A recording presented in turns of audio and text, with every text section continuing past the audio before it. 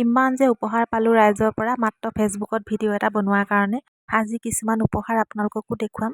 গোটেই গডৰেজৰ কাপোৰখিনি উলিয়াই দিলোঁ, কিয়নো মোৰ ৰুমলৈ আজি গডৰেজটো লৈ আনিলোঁ আৰু এতিয়া ধুনীয়াকৈ কাপোৰবোৰ চিজিল কৰিম। আৰু এই দুটা পেটিকোট বাৰু মায়ে বিহুত পাইছিলে, বোৱাৰীয়েকহঁতে সেৱা কৰিব আহোঁতে মানে কিবা এটা মান ধৰে যে। কিন্তু মই পোৱা উপহাৰবোৰ বহুত মৰম লগা, কিয় জানেনে?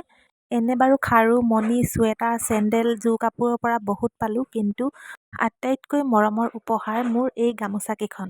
কিয়নো যেতিয়াই মোক কোনোবা এটা অনুষ্ঠানলৈ মাতে আৰু গামোচা এখন যেতিয়া ডিঙিত পিন্ধাই দিয়ে, ক'বলৈ মোৰ ভাষাই নাথাকে। কিয়নো জীৱনত যেতিয়া বহুত দুখৰ সময় আহিছিল, 10 টকাৰ পইচাৰ কাৰণে হাহাকাৰ কৰিছিলোঁ, তেতিয়া কিছুমান মানুহৰ পৰা যেনেকৈ অৱহেলাৰ পাত্ৰ হৈছিলোঁ, যেন কাৰোবাৰ ঘৰলৈ গ'লে মই কিবা খুজিবলৈহে গৈছোঁ। কিন্তু এতিয়া সেই ছোৱালীজনীক যে ৰাইজে ইমান মৰম দিছে, উপহাৰে ভৰাই পেলাইছে, ডিঙিত এখন গামোচা পিন্ধাই মোক সন্মান যাচিছে।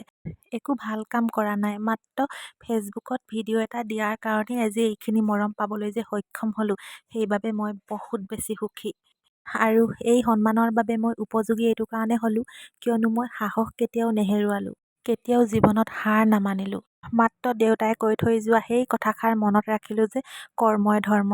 আৰু তেনেকৈয়ে ফলৰ আশা নকৰি মাত্ৰ কৰ্ম কৰি গ'লোঁ। আৰু সেই কৰ্মৰ ফল হিচাপে আজি মই ৰাইজৰ পৰা এনেকৈ মৰম বুটলিব পাৰিছোঁ। বহুত বহুত ধন্যবাদ আপোনালোকক, মোক মাত্ৰ এটাৰ ভিডিঅ'ৰ বাবে আপোনালোকে ইমান মৰম চেনেহ দি আদৰি লোৱাৰ বাবে।